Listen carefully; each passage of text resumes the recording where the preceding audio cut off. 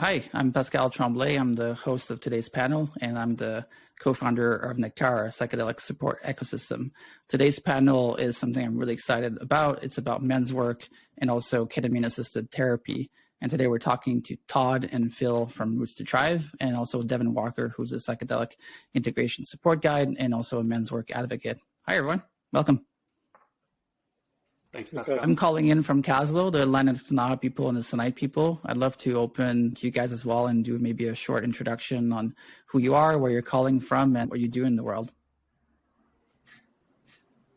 Yeah, I'll go ahead and begin. I'm calling in from the west coast of Florida. I'm a men's coach and also a psychedelic integration support guide, and I also do executive coaching as well. And my passion is about helping people live healthier, more conscious lives, and specifically helping men grow up and bringing business, psychedelics, and masculinity work together is a dream and a passion of mine as well. Thank you. Thanks, Devon. I'll go next. My name's Phil Dames, joining today from Ladysmith, British Columbia, on the east side of Vancouver Island. And that's the traditional territory of the Stamanis First Nation.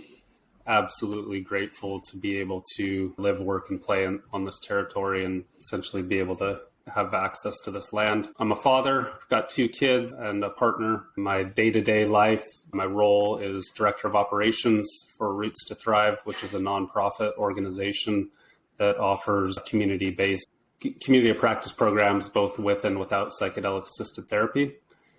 And yeah, day-to-day role as Director of Operations, really wanting to make things run as smooth as possible for participants in our program and also the team.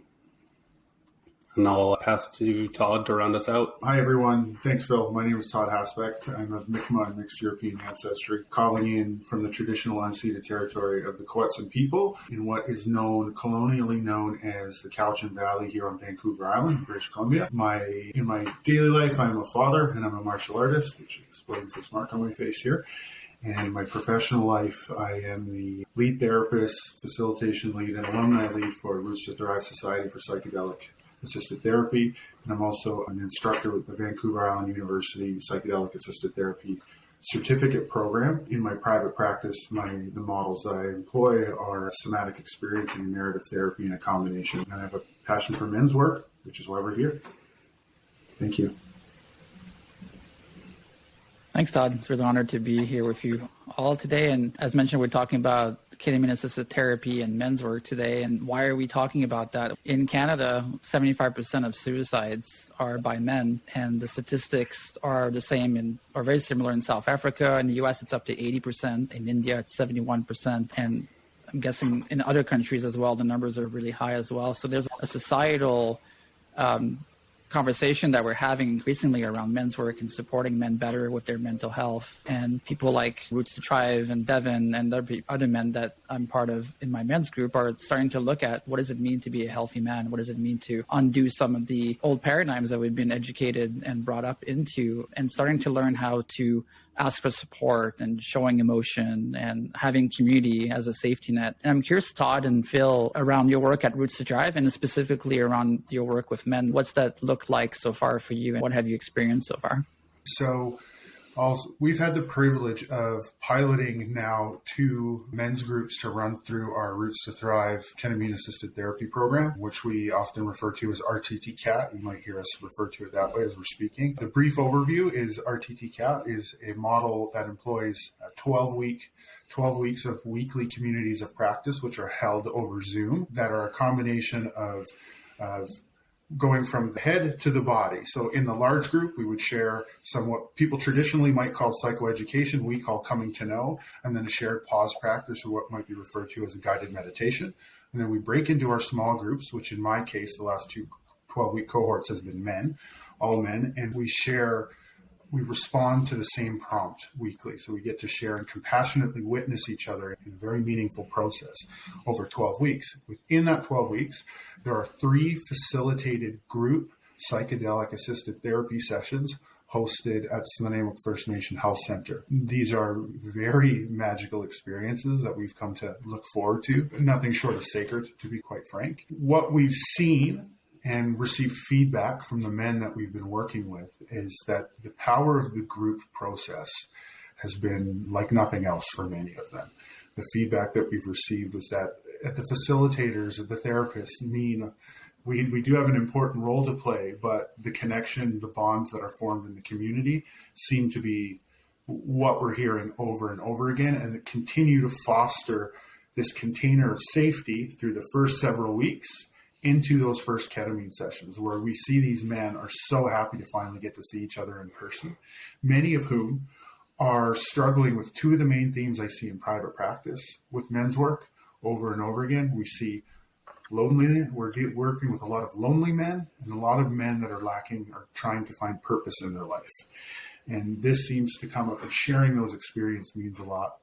In our first cohort of a men's group, it was predominantly first responders. So really coming from a hyper-masculine environment. Okay. Thanks for sharing, Todd. That sounds like a beautiful program. And the transformation you've seen in the men you're working with are also the transformation I've also seen in the men's group that I've been part of. There's a lot of openness and a lot of vulnerability that gets fostered through the group energy.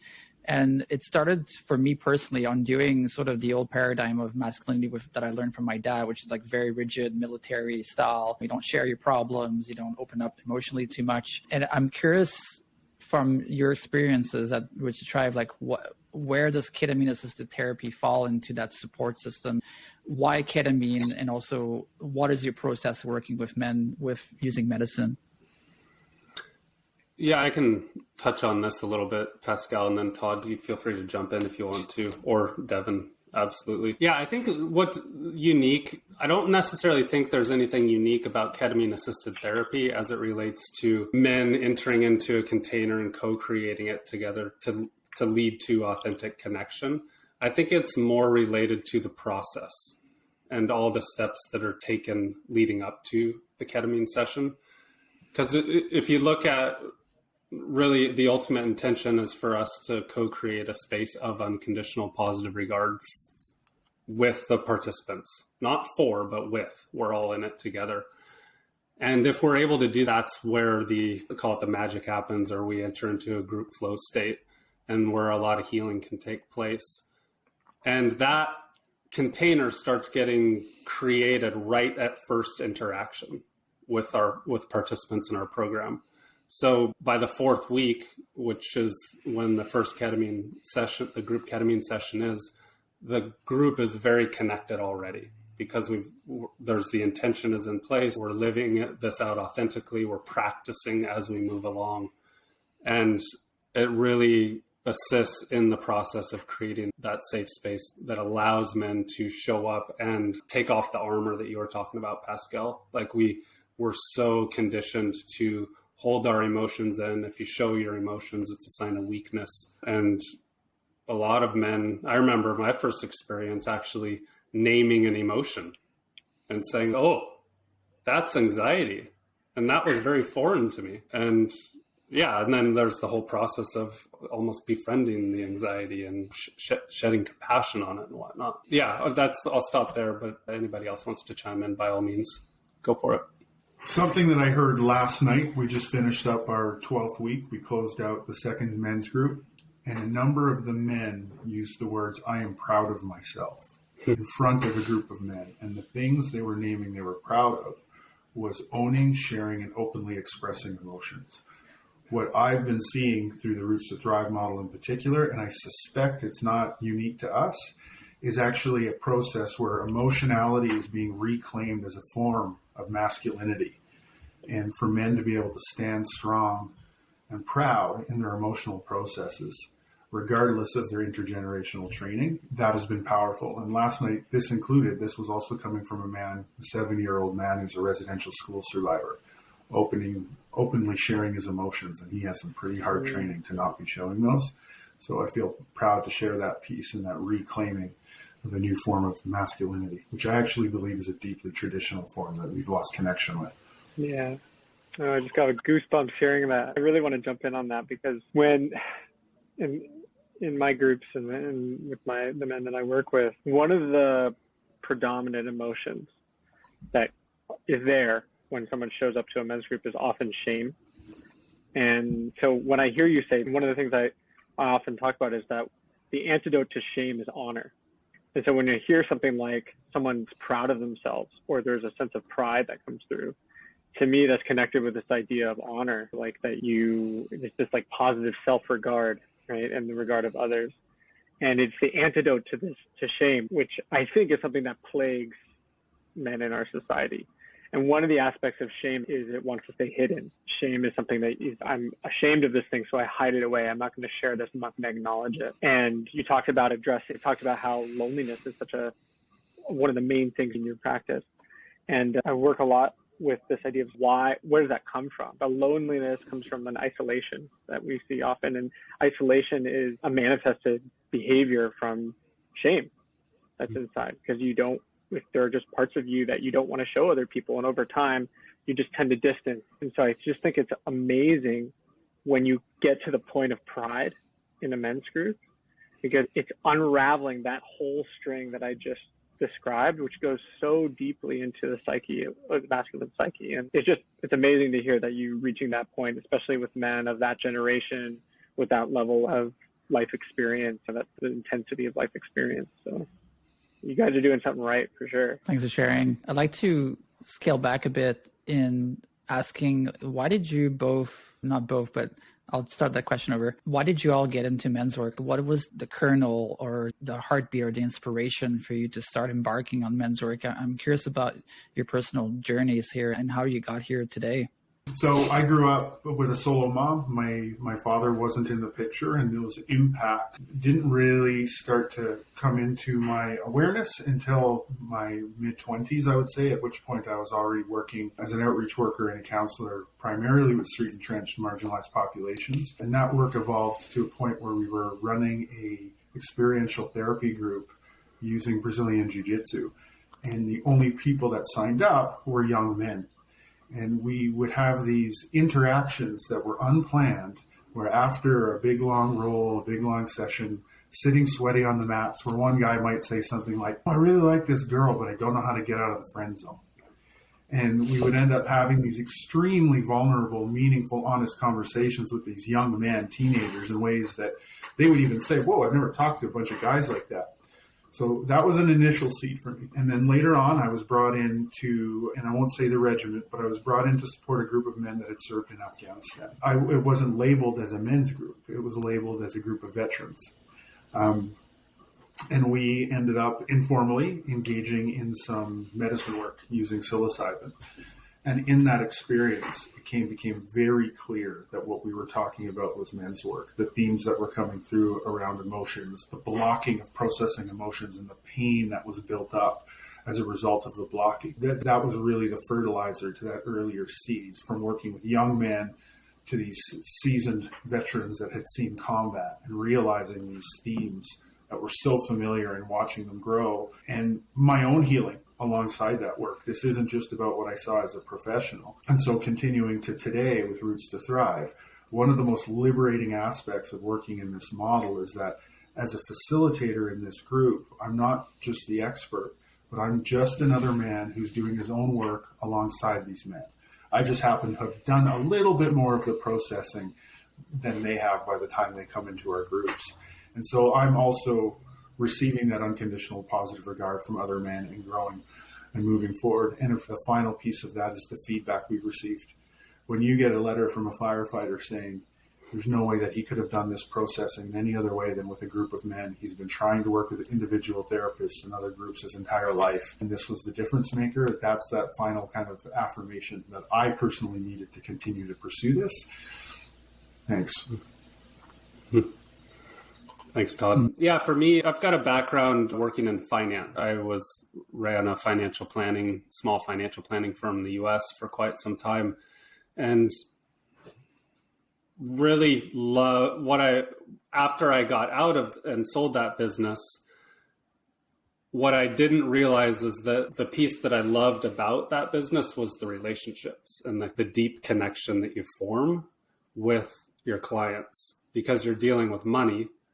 and there's a lot of emotions surrounding money. And in order to have that relationship with my clients, there had to be a lot of trust. After I exited that business, my plan was to be a stay-at-home dad and spend time with my kids and just figure out what's next. And I felt there was something lacking afterwards. And it was the relationships that I had with my clients. It was like they were all there and then they weren't.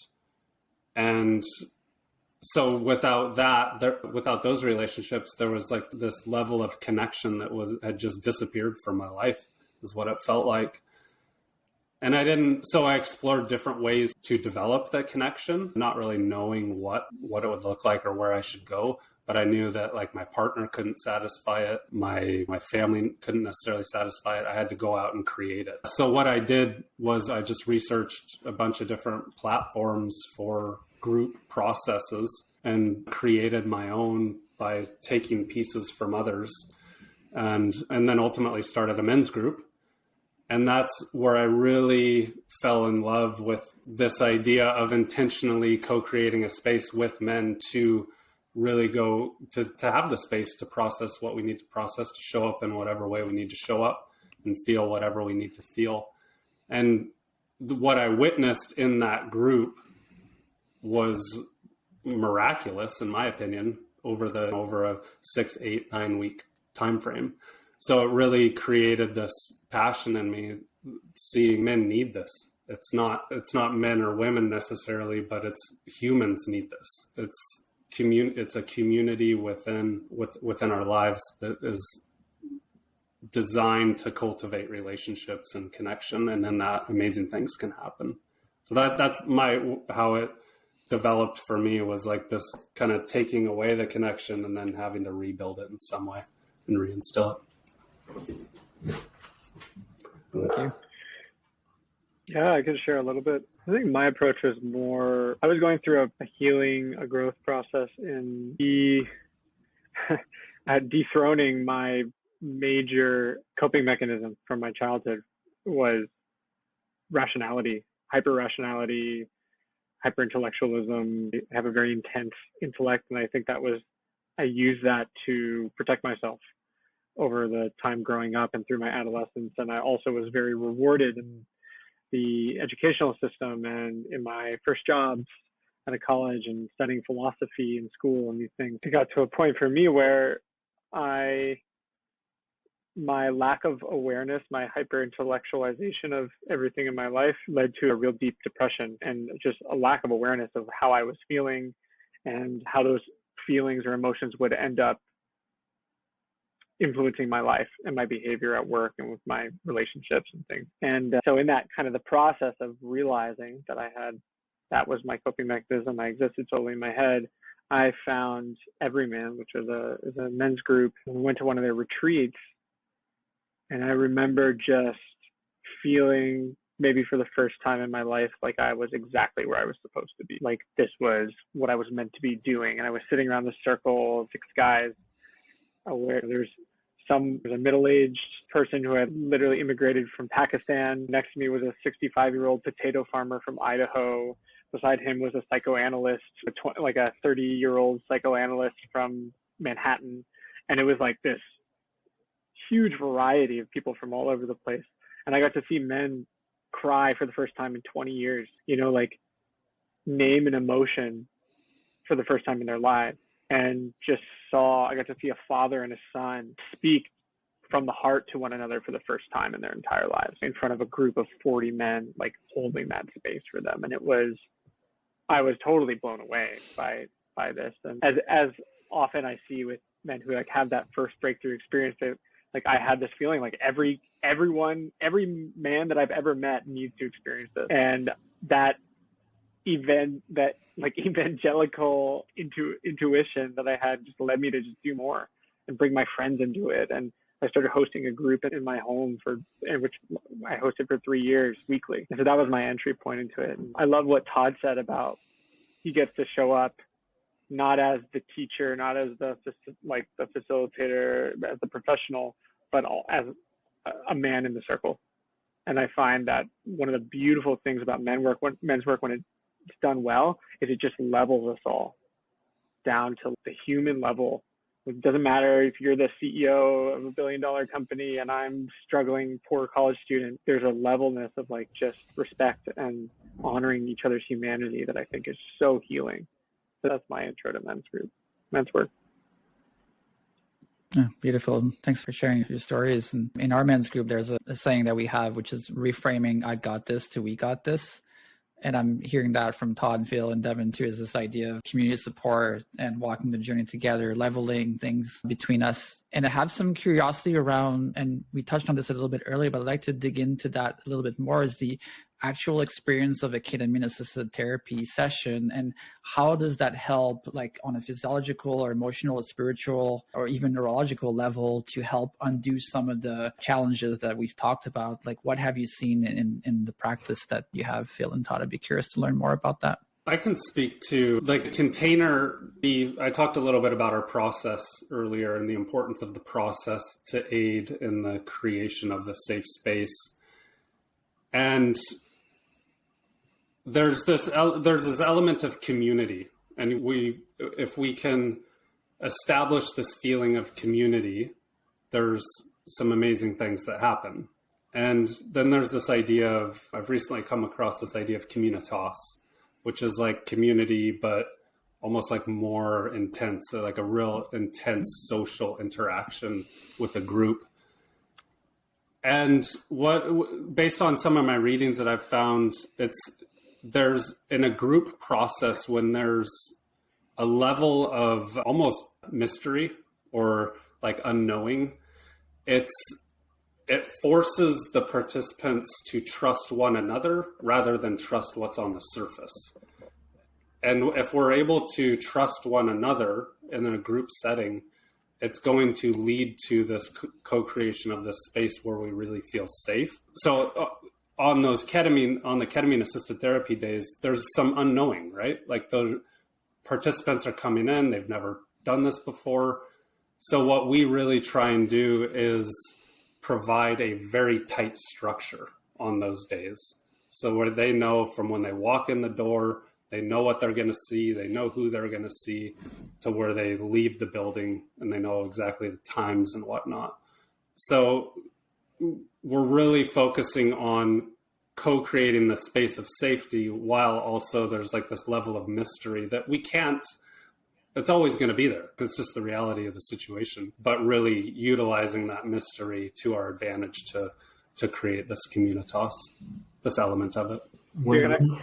Go ahead. I was just going to ask a question, and Todd, maybe you can respond as well, which is, I'm curious about so what I hear you saying, Phil, is like the factor that the medicine plays is the mystery, and the bringing that into the equation, which puts a context to the trust part of it and the community part of it. That's different than if you're just having a communal experience without the medicine. I'm curious about the type of medicine, and because you could do a psilocybin-assisted men's group, you could do lots of different medicine. I'm curious about what you guys have seen about how how ketamine in particular integrates with men's work versus some other medicine, and like why choose that versus something else. That's a very valuable question, an important question. And there's some pragmatic reasons up front. For one, legally accessible in Canada, which makes it a much simpler choice. Two, so we use an intramuscular injection, and the dosage is based on body weight, and there's some variation, which creates a certain amount of predictability in a time frame that is shorter than, say, psilocybin. So we know that once the injection is given, their eye shades go on, the music, the playlist starts, that at the 2-hour mark, some people will still be in the medicine, many will already be lightly out of it laying in the mat. So being able to schedule that 2-hour window is very useful. And then as far as the medicine process itself, another reason that ketamine can be really useful for folks that have intense impacts from trauma in their life, whether they have a diagnosis of PTSD or not. Typically, this will happen in the second and third session, is folks can set an intention to revisit an index trauma, revisit an experience, and revisit it over and over again in the medicine, typically in the second wave that comes on, not the peak of the medicine. And that can start to what we see is lower the activation of the nervous system in relation to that story of trauma. In a way that talk therapy can do as well, but in a way that happens in a much more rapid way. Another piece that's a step removed that isn't ketamine specific is it's that from day one, this group of men knows that they're about to embark on something unique, and they have that as a bond. And I use this analogy in a bit of a silly way, but I actually, in an embodied way, I believe it, is that if any of you have ever seen the movie series on HBO, Band of Brothers, about the 101st Airborne Division, there's also these pieces where the men are being interviewed, the veterans that are still alive. And there's one of the men at one point, and he's being interviewed, and he says, one thing that was different with us is we knew right away we were embarking on something different, and we needed to rely on each other. And that forced us to form this band of brothers from the get-go.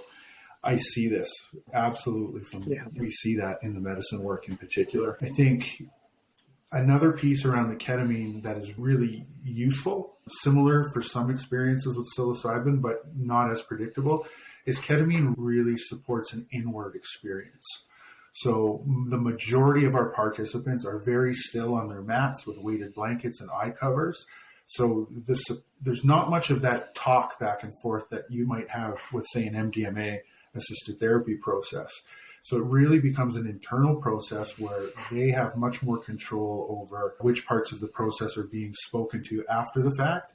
But also, we hear over and over again when we're talking about the unknowns, and we can talk to Dr. Pamela Kriskow, our head physician, will talk about this around the neuroplasticity that is really promoted as a result of using ketamine. One example would be one of the men in this last men's group we just finished. So on week 4 was the ketamine session. He had a cigarette before that session, and by week 12, he still hadn't had a cigarette. He'd never set the goal to quit smoking cigarettes. That wasn't a formal outward goal. And we hear these stories over and over again. I've heard far less of them in the psilocybin work. So there's some sort of mechanism of action that's happening within ketamine that's reinforcing some of these more subliminal change processes. It'd be great to be able to pin it down at some point. And right now I'm just in a place where I'm happy enough to see it, to believe it. I love that you pointed out the second piece, which is what sometimes I call expedition mindset, which is like, it's very, I think, particular to male psychology, which is that there's something that gets activated primally in us when we enter into that hunting party, which the hunter-gatherer version of it would be the hunting party, right?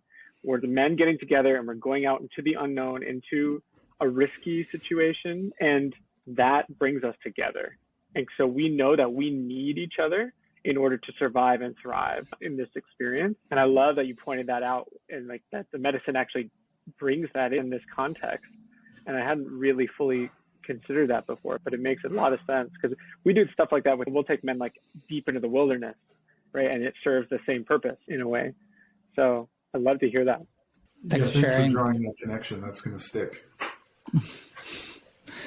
Yeah, that's why, like in video games too, a lot of guys play video games, and you go on these expeditions, and it really creates like a hockey team, or just that's the same kind of energy. I think I'm curious from all of you, really, like, how do you create trust and safety in a men's group that may include participants that have had a very poor, toxic relationship to masculinity, or maybe they have a very traumatic childhood? Like, where does the group energy come in and support that, and how does it create that? Is it through mirroring or just inspiration? I'd love to maybe hear a story that you maybe have to share around that, and how does the group hold that in such a beautiful way? And I've seen it happen many times, and there's a little bit of mystery and magic to that, but I'd love to hear more from any of you that want to take this on. I can jump in. Can you repeat the first part of the question again? How do you create trust and safety, in a men's group that may include people that are at different places in their lives? Sometimes people coming in from a very traumatic background. I think like the first thing that comes to my mind is the intention, like naming the intention. What is the purpose of the group or the engagement, whatever it is? Could be one-to-one session, could be a group setting, but really naming it and being explicit about the intention, and then having specific agreements surrounding the group. Like in our program, it's a 12-week program. The first week is very explicit. The groups establishes the intention. They establish the agreements. Everybody has ownership in it. and they can add, take away, but the group owns it. And it's something that they can fall back on. But that's a step that leads to trust and safety. And I think the other piece I'll touch on is trust. And in order to get to trust, we have to be authentic and open with one another. So if I have something that's bothering, say the four of us are in a group and Pascal, you said something and it's bothering me, it's up to me to share that it's bothering me. If I don't share, it's just going to have resentment will brew, and it'll affect the trust within and safety within the container. So really having an intention to focus as a group, to focus on practicing being authentic and honest and living with integrity. And that will lead to trust, which will then lead to this feeling of secure attachment within the group, which is like a group flow state. And yeah, I think so. Yeah, the honesty, the transparency, I can't say enough, and the practicing within the group and the witnessing. So Todd witnessing me talk to Pascal about the thing that's bothering me, like it's all related and connected and has an incredible by the witnessing and the practicing within the group. Yeah. I believe there's a piece in the Roots to Thrive model that we really come to value is, as I mentioned earlier, how as facilitators, our role is somewhat different than traditional talk therapy roles. And we see the facilitators across groups, whether it's men's work or mixed groups or women's groups or any mix, the facilitators that can stand in vulnerability with confidence, they're clearly role modeling safety, that they feel safe, and promotes the capacity for other folks in the group to take those risks. So it becomes almost the primary indicator that we look for as we're recruiting or developing our teams, are folks that can be real authentic and vulnerable and stand in it with also a certain level of conviction and strength. That it's an integrity piece. So very intentionally in the structure, for sometimes the first 6 weeks, it might be the lead facilitator or the co-facilitator share first for the weekly prompt. And on week 1, for example, the prompt is, what is it on your journey that has brought you here today? So it's pretty open-ended. And it is the only week where we really have a truly story-based question. And if a facilitator can open up in an authentic, embodied way and begin to role model that early on, inevitably we start to hear it from week 1, from 1 or 2 of the participants. The next thing that happens, so the facilitator is really valuable, the facilitator role, but we know that the group is really moving when we start to see other participants do the same. When I have the man that said he's never shed a tear since he was a child, openly weeping on week 2, I can rest and go, okay, this is going to work. This is going to work. And the conflict that Phil mentioned is actually really amazing. If we have a participant early on in the process describing their concern or their anger or their frustration, that gives us an opportunity to truly receive them with unconditional positive regard in a way that's witnessed by the rest of the group. So it's one of those beneficial pieces. I wish sometimes we could plant some conflict just so we could process it in the group, which would further reinforce the group solidarity.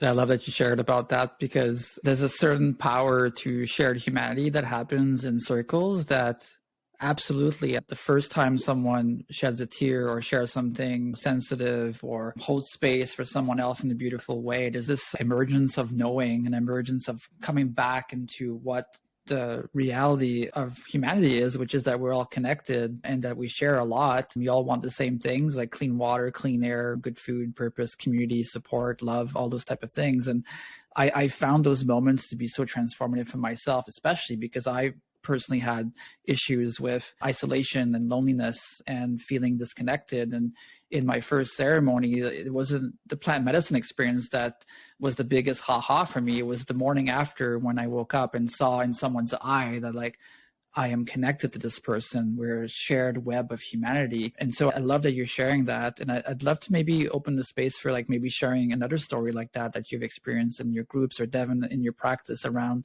the simplicity of this shared humanity moments that just opens up the flower. It's very powerful. Or maybe it's something you've experienced personally as well. Todd, I'm thinking of a story from a previous group that involved, there was a couple first responders that had responded to a call. Or do you recall that story? I do. This is where they realized they had responded to a call together many years previous. Yeah. Yeah, so a couple of cohorts ago, a men's group with a range of first responders. These men had only met over Zoom, or thought they'd only met over Zoom up until this point. And as they were walking in and getting their blood pressure taken outside of the ceremony room, I guess they had made a connection that they had both attended a rather intense call many years previous. And that was it. That was their only interaction. They had left that. And after the medicine ceremony was done and we were closing our circle, one man shared. We didn't hear about this interaction in the hallway yet. That hadn't happened. And I guess this had showed up in his medicine journey.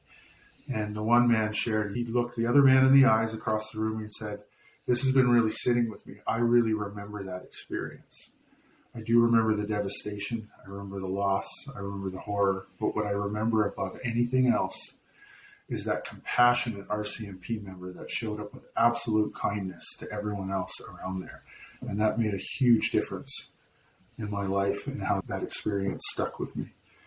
And the privilege, I can even feel like I have watery eyes just recounting the witnessing of that experience and the meaning, the layers of meaning that I couldn't even fully express because we don't have those words in the English language. And that's not how first responders talk to each other typically. I think that's an important piece. So a countering narrative of shoulder up, move on, keep moving, put your head down and keep moving. This is a very important acknowledgement of compassion as strength and compassion as a form of expressed masculinity. And witnessing that meant a lot. I also witnessed, I could go on for hours, I'm not going to, I promise. I have an experience with a man who is a physician who he had come into the program naming that, he was just coming into the program as Roots to Thrive to learn about ketamine-assisted therapy and learn the process. And in his original ketamine session, it was really difficult. It was very outward, a lot of screaming, sheer terror. This doesn't happen very often. As I mentioned earlier, the majority of the time participants are very still, very calm, maybe shed some tears. This man received beautiful support in that. And in our closing circle, he shared that he was revisited by a number of experiences that he had early in his practice when he was a resident up north in Nunavut.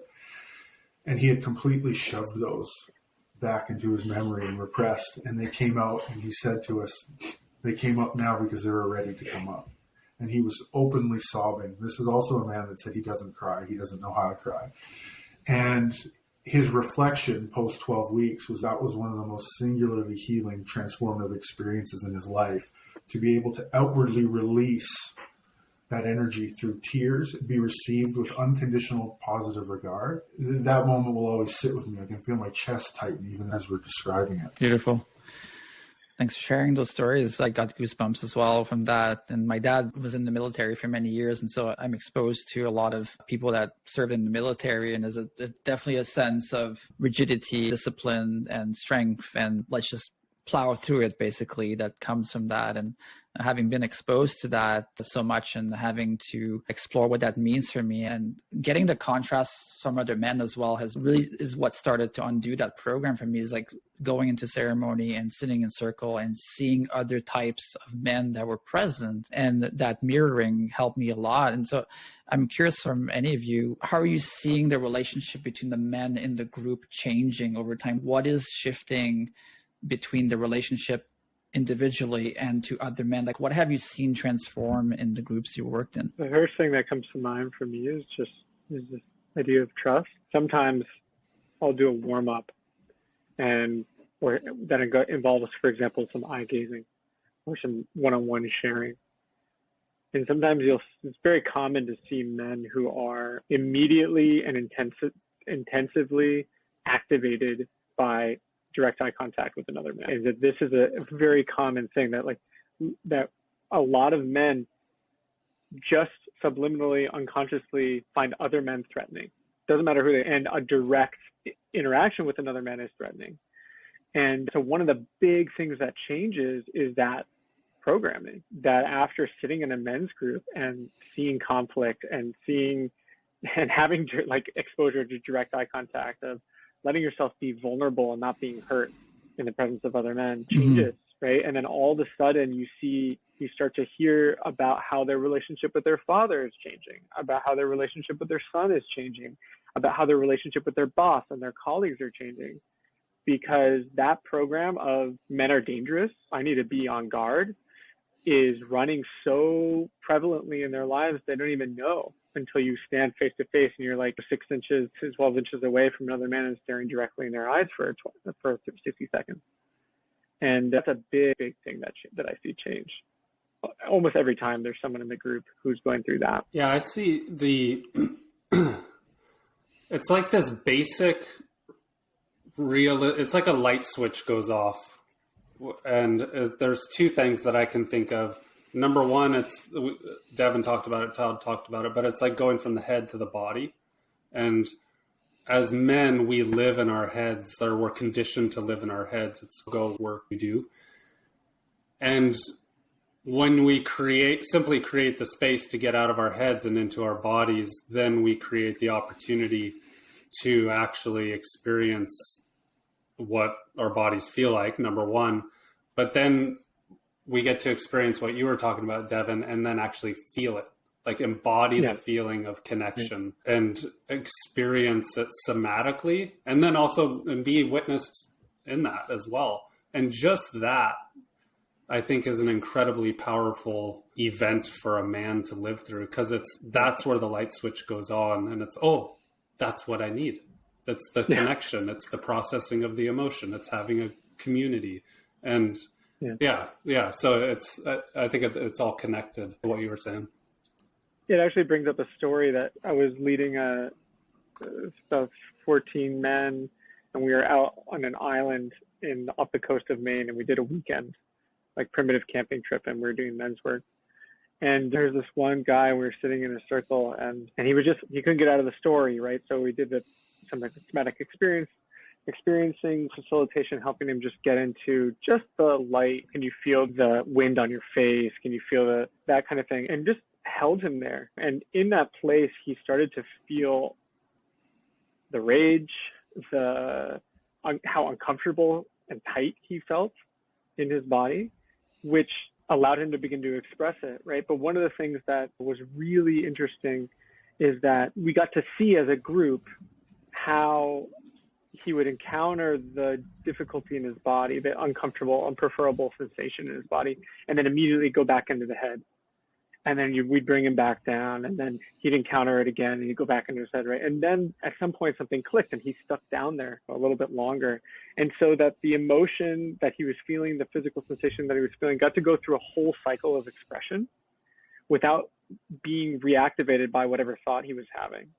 And so one of the things that changes, I see, is that when you're able to stick with the physical sensation in the body without re-triggering it with some kind of thought that's generated from, that's when you can actually fully release something. But if you go partway through the process, you're feeling anxious, and then you go up in the story again, you say, my boss or this, my wife or whatever it is, it actually re-triggers the anxiety again. So people are stuck in these cycles of not staying in the body long enough. And some of the most powerful transformations happen when a man learns that I can stick through it all the way, and on the other side, I feel lighter. And that, for me, is like what Phil's talking about, is like just coming down the elevator, we call it. Just come down the elevator again. Where are you right now? You start looking up, you start talking about somebody else, you're probably up here. Come down the elevator again. And that to me is one of the most powerful things. Just basically wanted to expand on what you were referring to, Phil, and what I see. I love that you shared around the eye gaze, because I went through a program this summer that had a lot of eye gazing in it. And it was transformative for me to just look in a guy's eyes. And at first my body was getting triggered by it. And what I experienced was just like a deep sense of safety and connection and realization that when I was looking at a man's eyes before, I would usually just shift away a little bit because I was looking at my dad, and my dad scared the crap out of me. He scared me. So that experience of just looking in someone's eyes and feeling that safety just changed so much. And another piece of that relationship with my dad that was transformed was true touch. And I'd love for some inquiry or sharing around that, because for me, one of the other powerful physical connection that happened that helped me do a lot of my own work was just getting hugged by 3 guys during a medicine ceremony. And I bawled my eyes out. It was extremely powerful. And again, it was getting hugged by my dad, which he never hugged me. So there's like deep bonds and relationships and connections and stories that were rewired in just that single moment. Like, what has been your experience with touch in men's work? And what does it speak to as well? Well, I can speak to touch in the work in the context of the Roots to Thrive model. And to name it, because we are a regulated, insured program, we try to really structure our touch protocols to maximize predictability, safety, and consent. And we ask at the beginning of each medicine ceremony around people's consent and limits around touch, including some support from some energy workers. So this is really important. And typically, folks open up their consent for touch more in the second and third sessions, but some folks are quite open to it. And it might look like holding a hand. It might look like a hand on the chest. It might look like holding the feet. There's often hugging at the end of the session when people are out of the medicine and they're leaving. We have more experiences than I can count where we might see a little bit of a flutter and that tension in the blanket on the solar plexus right here. That might be all that you notice as far as activation goes when that person has their eye covers on and headphones, and in some cases in the era of COVID, a face mask on. It's really hard to read people. And a little bit of pressure on the chest for a man, that really symbolizing a hug, a holding. The amount of times that has opened up the release of tears and grief and just those outward expressions of emotions, I can't count the amount of times we've seen that, especially if we have pressure on the back as well and we can hold in this way. The folks are open to it and it makes sense within the context of what's happening. And the hand holding as well. The simple act of holding another man's hand while he's processing. More often than not, what do we see happen? While we're holding the hand and some emotions start to show, they pull the hand into their heart naturally. They don't see it happening to anyone else. Everyone's doing this with eye covers on and headphones. Why is it that these experiences are replicated over and over again? I'll leave it at that for now. Thanks. Not only do they pull the hand to the heart, but they'll often put their other hand on there as well. So it's like a yes, thank you. Yeah, the touch this is one that's been coming up for me personally with my own son, and how, like you, Pascal, like I don't recall climbing into my parents' bed and snuggling with them or getting a bunch of hugs from my dad and whatnot.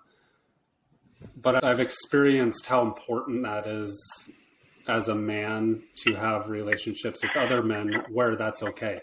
Hugging is welcomed. Hugging is encouraged. There's love. Like, why wouldn't we?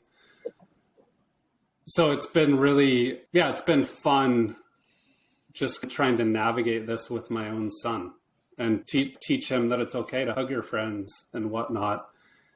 And seeing it develop over the last few years has been pretty amazing for myself and my relationship with him. I saw a picture. I was looking through some old pictures and I saw a picture of him, and I think it was 4 years ago, that was taken by a friend. And you can see in the picture, like, there's this evident disconnection between him and I.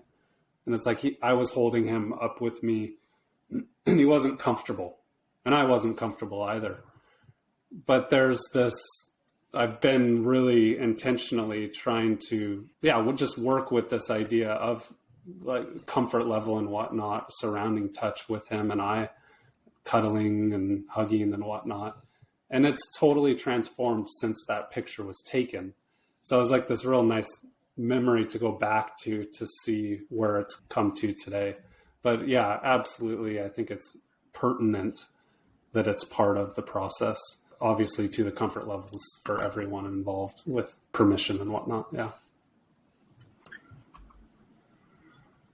So this is one of my favorite subjects. I'm a dancer and I facilitate improvisational contact dance workshops sometimes just because I love it. And one of the things that is that usually, especially people who have not experienced safe, consensual, loving touch in the home or in their childhood, most of the time people see two kinds of touch. They see a romantic kind of touch or they see a violent kind of touch in media often. And then also there's like the greeting, right? So like the handshake or something like that. But there's so much more to it. So when you start to go there with men, it can get really interesting. One time I took my men's group to a contact dance workshop, facilitated workshop.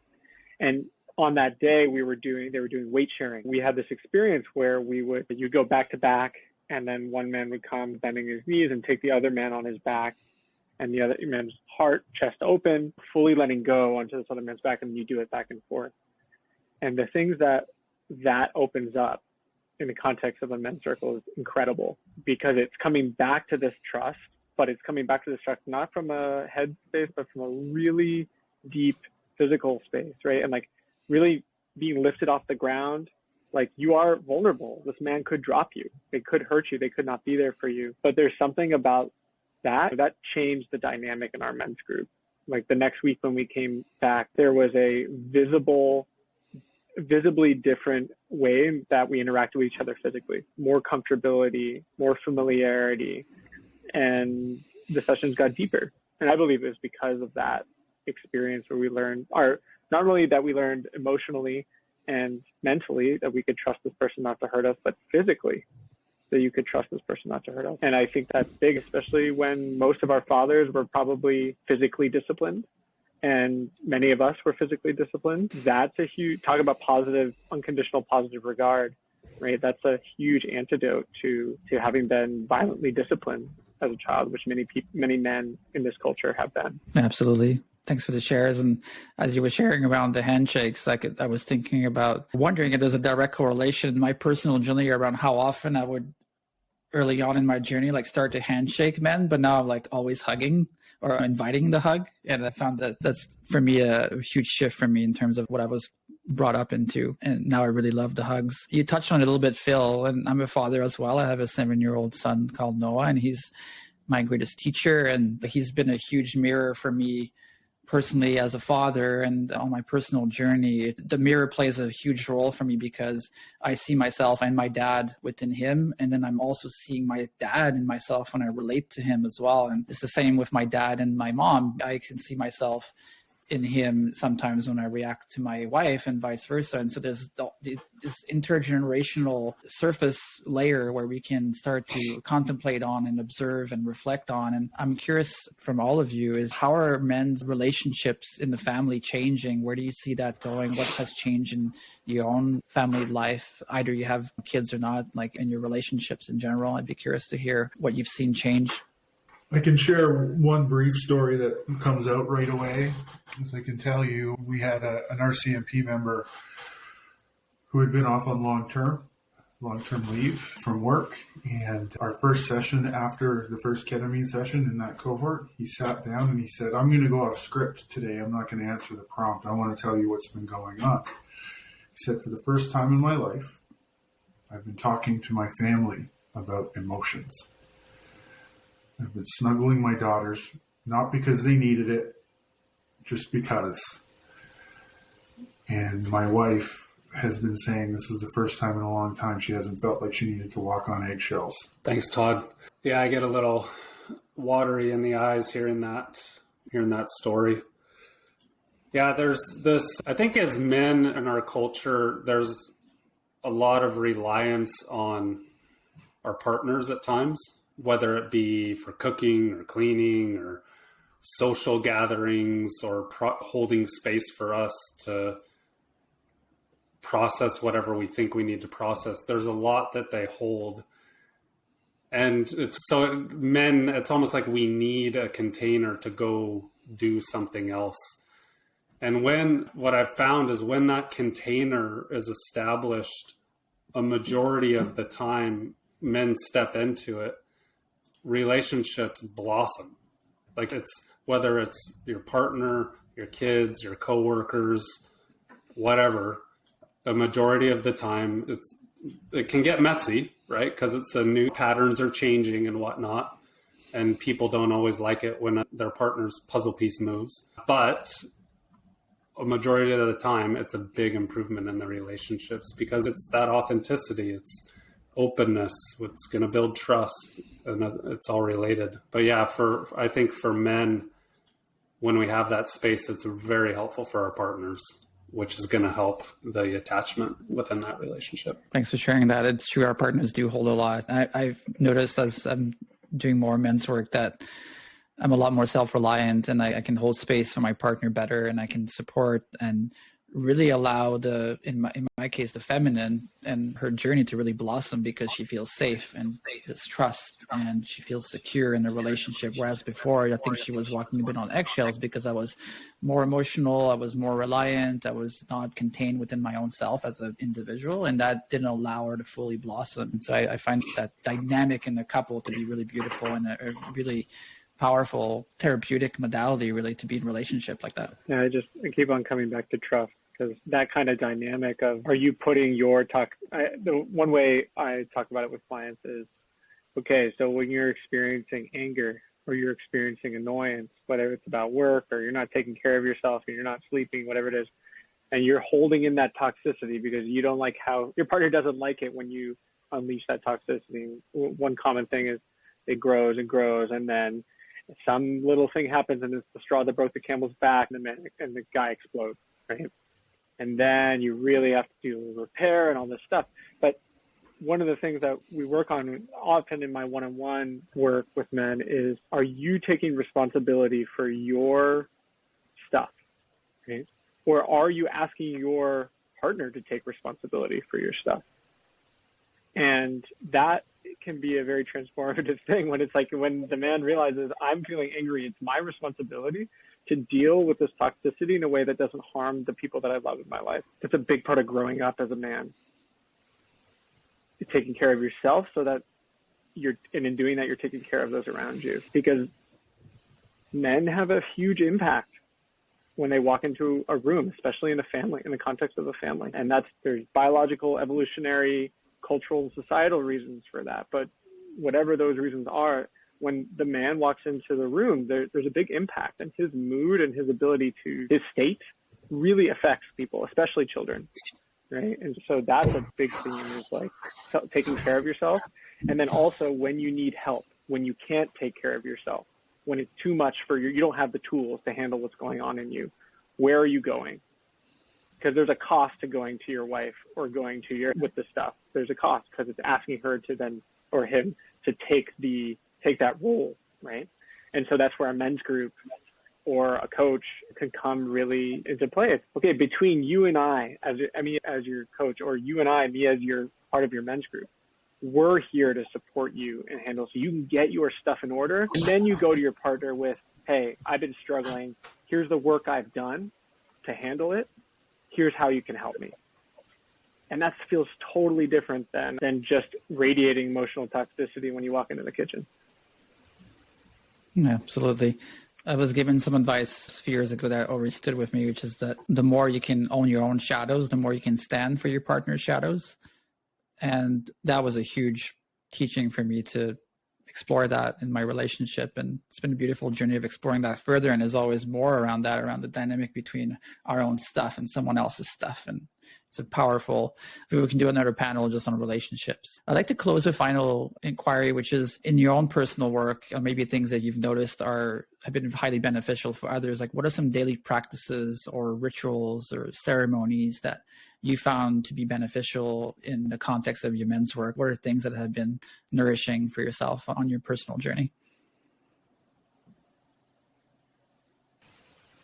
I'm going to take this one first, and it's also going to be my goodbye because I need to move on to doing some client work as well. I find a lot of nourishment in getting into my body in physical ways with intention. So I've developed a relationship to functional fitness in a way that's beyond trying to develop beach muscles, but really trying to develop my spiritual muscles. And it's been nothing short of profound in my own life. And when life is lining up and I'm able to be really in my true self, I'm able to make time and space to do that with intention. And that is one of the places where I process some of those things Devon was talking about and am able to witness myself. The physical exhaustion seems to weaken the armor a little bit in a good way. It seems to make a really good difference. And really learning to actually walk the talk and reach out to friends when things are struggling. So not only does my family not have to carry as much, but I also don't have to carry as much. And when those times come up, it also means leaning into the groups of the men's groups that we're facilitating. So actually showing the men that we trust the process enough that we ourselves can lean into the container for our own growth. I'll leave it at that. Thank you so much for the time today. Beautiful. I hate to love you and leave you, but I gotta go. Thank you. Thanks, Todd. Take care. Does anyone want to jump in on that final one? Yeah, I read a book a few years ago as a friend recommended it to me, and it's called Becoming the Kind Father. And the author, he lives on Vancouver Island actually, but he did this thing where, so growing up, he didn't have a kind father. He didn't have the father that was compassionate and hugged him and was kind to him. So what he does is he either goes for a walk, literally, or he'll visualize a walk. But he goes for a walk with his younger self. And in that walk, there's the reparenting takes place so that he brings his younger self into the walk. The younger self can pose questions to his older self and he wish he would have known as a child. His older self can tell his younger self something the younger self wish he would have known. But it's really establishing that self-compassionate relationship. And that was probably one of the biggest things for me, was this visualization exercise of reparenting myself, always being there to support my younger self if needed. And yeah, just taking myself for a walk, or even just going for a walk and just talking it through in my head. Like Todd, physical movement is really good for me, and nature as well. So getting out into the forest and just walking around and spending time on the land. Yeah. I love that walking practice. I'm going to try that out. That sounds beautiful. So I've gone through many iterations of daily rituals, morning practices through my time. And as I learn different tools and go into different phases of life, that changes. Like the composition of what I'm doing regularly changes. What doesn't change is the commitment to have space for myself in the morning. For me, it's the morning, but it can be at any time. And as I think about like the categories of tools and things that I use to fill up that space, I think they fall mostly into 4 categories for me. And so it's either something that's nurturing. So that could be like a bath, a long hot shower, lying on my back and doing a gentle breathing meditation. So the nurturing, there's a purgative aspect as well. So it could be like an anger ceremony for myself where I'm screaming into a pillow because I'm feeling rage and something to get whatever it is out. It could be like qigong shaking. So the purgative is a category. The observation, that would be like meditation, just like stillness and observing. And then there's the other one, which is like activation, which would be going for a run, doing push-ups till I drop, doing some like kung fu or like very like activating physical practice. And I find what I'm bringing to my morning practice changes depending on what I feel I need and what I'm going through in my life. Like the percentages of what I'm doing among those 4 categories change. But I think I've observed that most of the things I do fall into one of those 4 categories for me. Beautiful. I love the anger ceremony. That's a cool one. I haven't tried it yet, but I love that you make it a ceremony. It's not just like screaming in a pillow, which is cathartic by itself, but it's a ceremony. Yeah. I love that. Yeah, it's in a practice. There's been periods of time where 2 weeks every day I'm doing anger ceremony, and it's got a start, a finish, a warm up, and it's a practice. And yeah, it's a powerful one that I recommend who struggle with anger and rage. Wonderful. Before we close, I'd love to invite you both to, if there is a man that's watching this right now, or someone who's maybe reading the transcript or interfacing with this in some way, maybe they're struggling, they're feeling depressed, they're feeling anxious, they're feeling rage. What would you like to share to them as an invitation? I would say there's always an invitation to connect with yourself and or others in your life. There are people, like, we are all born whole. We are all whole as we are. It's just stories that have caused us to not feel whole. And we're all in the same boat. So establishing relationships and community is a very healing thing for men. So leaning into yourself and leaning into others is one thing I would highly encourage, with intention. Yeah, that's so beautifully, Phil. I don't think I can say anything that you didn't say, but a different way of saying it would be, I have a mentor who likes to say that his superpower is showing up and sticking with it. And I think that there's really something to that, which is like showing up to the men's group, showing up to the difficult conversation, showing up to seated meditation, showing up to a workout, and sticking with it in the end. And I think that there is just some magic to just that, like the willingness to take a risk and then persevere through an experience. And yeah, ask for help is the other thing. Just ask for help. If you don't know what's going on, find somebody. It doesn't have to be the right perfect person or therapist or whatever. Just ask for help. And if you keep asking for help, you're going to find the help that you need.